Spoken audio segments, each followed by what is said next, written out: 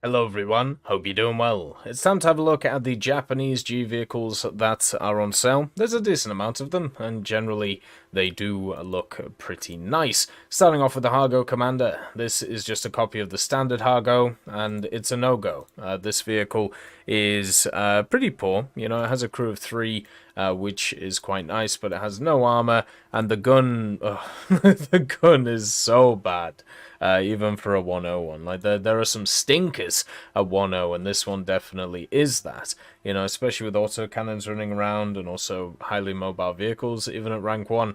The Hargo Commander is in a pretty rough state. It's definitely not worth it. The Rogo as well is another one which is just not in the greatest place. We talked about a lot of these like land ships that are around the place, and this one has a lot of the same issues as the others, but a lot worse. So the vehicle has just no armor. Like its thickest armor is 35, which is not really going to stop anything, even at the BR that it's at. It does have a 70mm cannon, which sounds great, right?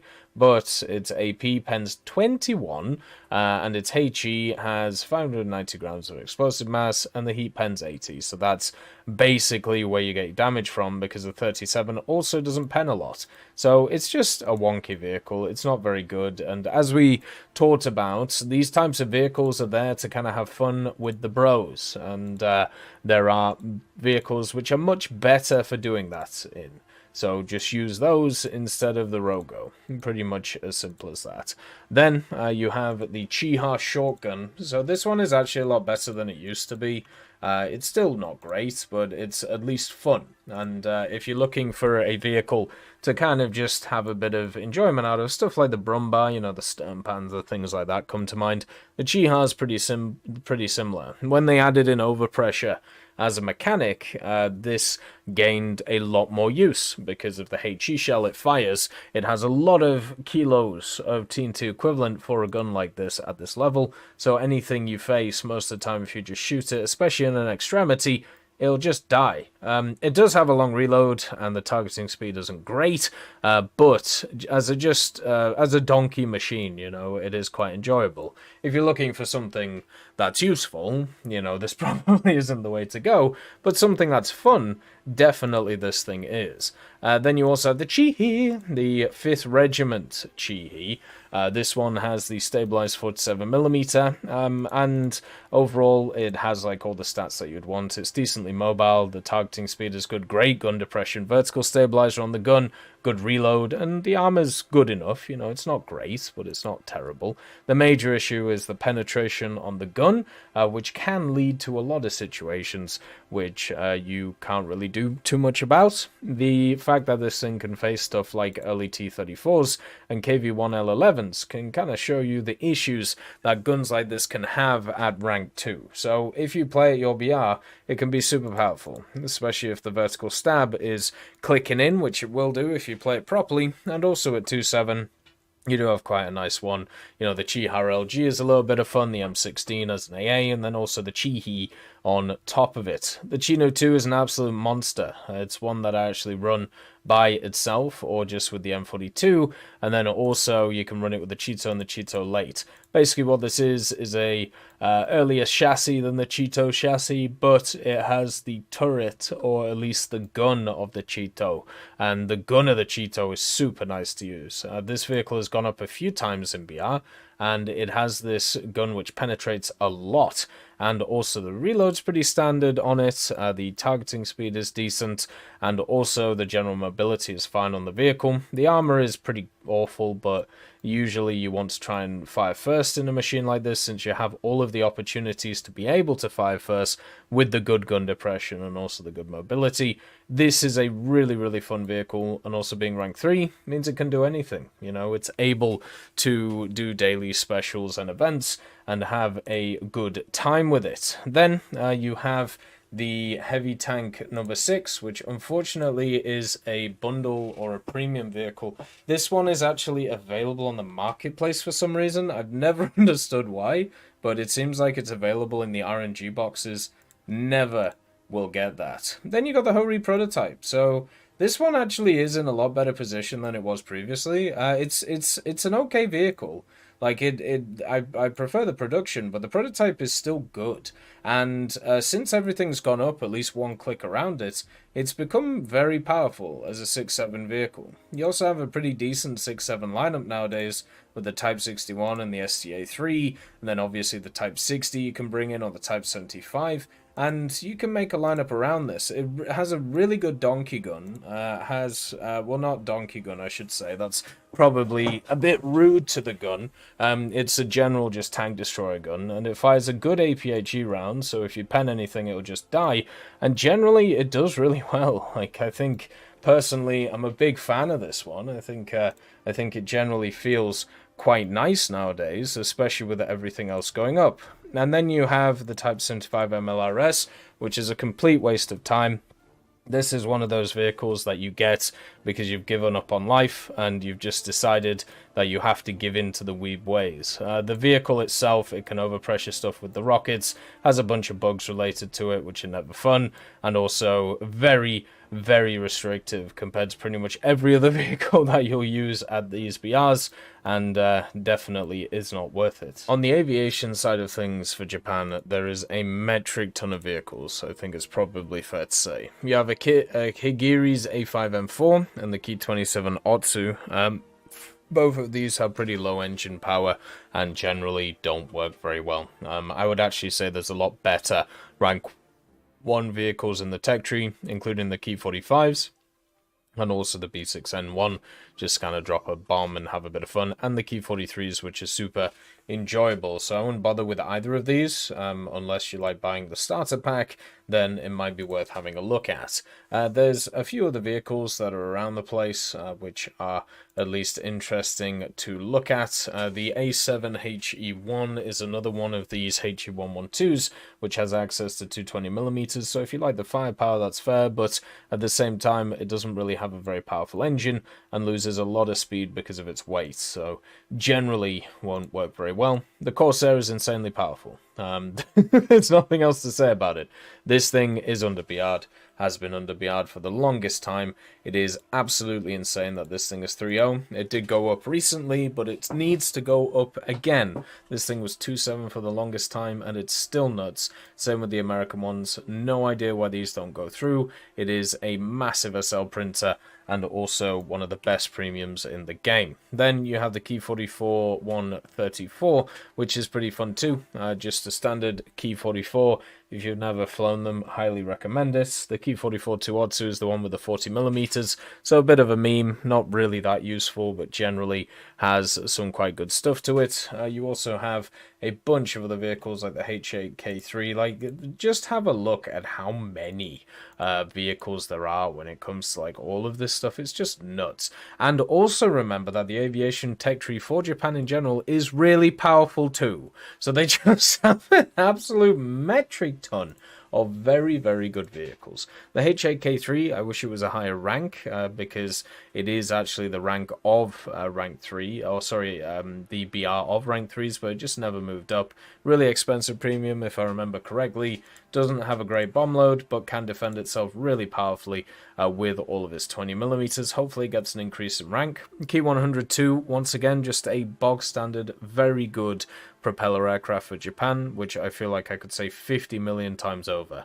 Like, all of these propeller aircraft are good, but I would honestly say just grind the tech tree, because you'll have same or better experiences with other vehicles. Same with the P-51C, it's a fine vehicle, works very well, just doesn't get access to secondary armaments, so you can't use it for CAS, so it's actually better to get other vehicles such as the B7 to use for that role. The Ki-96 is bad, so that's the first one, which isn't exactly great. 37mm is let's say one of those which doesn't work a lot of the time, and the 20mm are nice, but at 3.7 you're really pushing it on the strength of this kind of airframe, which is similar to the Ki-45s. The Ki-61 High Tadders or Hey Tadders is exactly the same as the standard Ki-61, therefore it's a very it's a vehicle which has very good firepower, but I would actually prefer to play the other Key 61s because they have less firepower,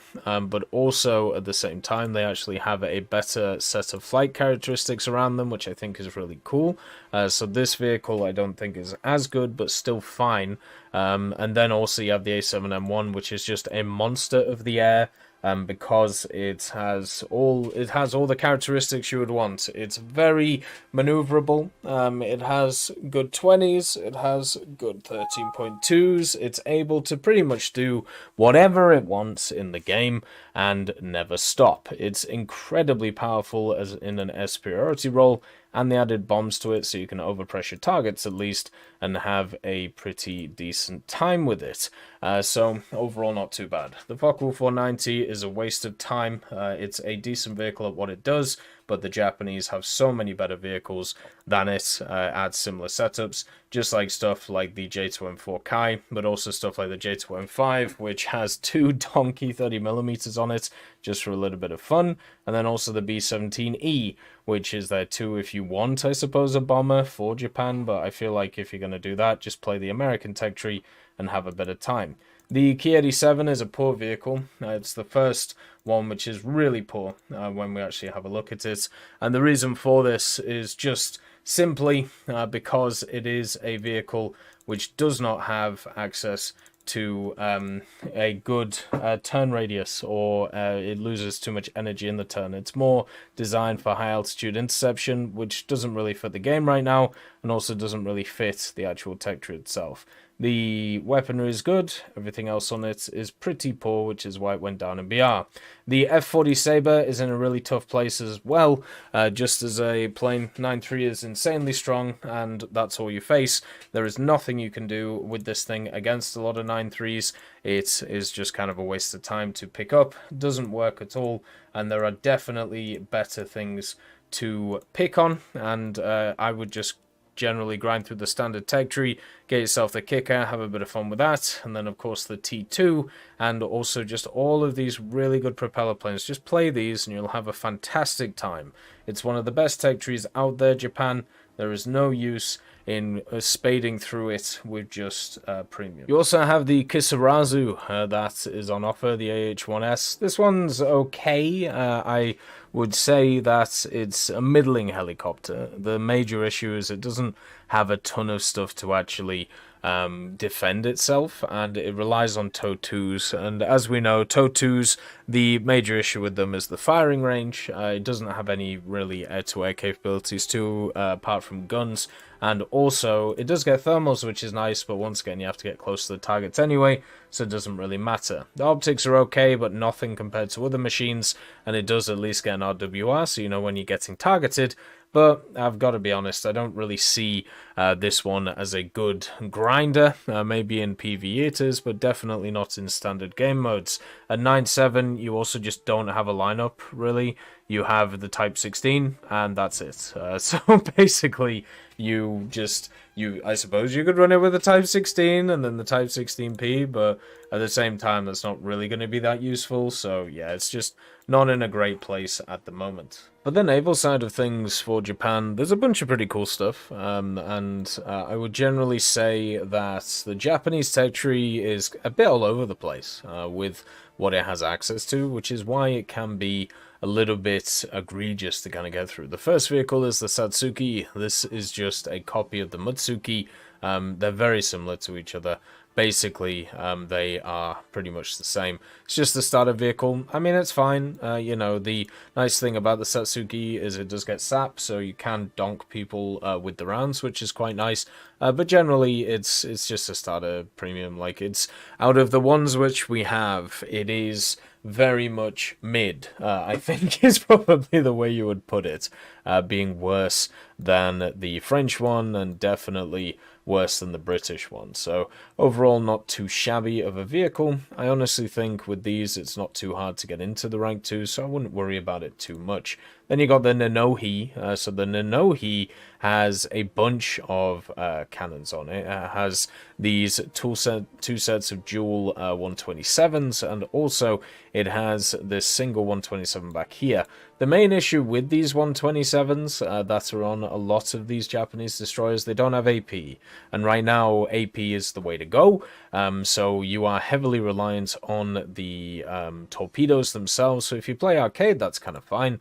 But if you play realistic, that's a bit of a pain. So with this vehicle, it isn't actually that bad to use because it has so many torpedo reloads. You can see them all here, and then you can, obviously reload them again in arcade, but I would just be careful because these 127s used to be pretty good, but nowadays they are definitely a lot worse than they were. The Yubari is next. This is the Gypsy vehicle, and the reason why I call it the Gypsy vehicle is because it's a carbuncle. It basically has a bit of everything. So you got two dual 140mm, you got a single 120, you got a bunch of 25s. You don't really have you also have just like these weird torpedo mounts where you just have two of them in these places. It's supposed to be a cruiser. It hardly has any armor. It has a little bit around the engine, but I mean, most things are just going to pen through that anyway. There's a reason why it's a cruiser and it's at 4.3. It just doesn't work very well. It has a bad fire rate on its main guns. It doesn't have enough main guns. It doesn't do enough damage. It doesn't really do anything. It just kind of sits there and gets shot and dies. It does at least have, some sap for the weird guns, so at least that helps them out. But yeah, it's just something that just gets absolutely plowed by standard destroyers because it just isn't able to do enough damage to them.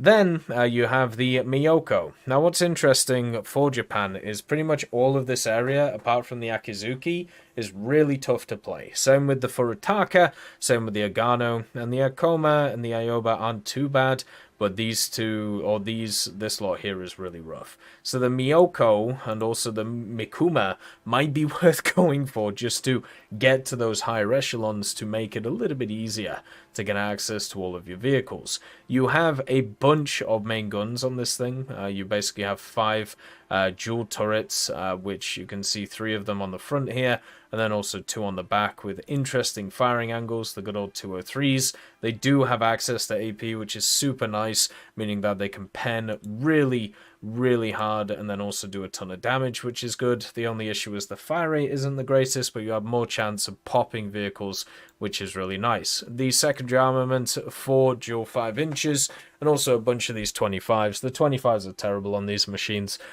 which kind of sucks, but overall it's not too bad. The armor is surprisingly good on this vehicle as well.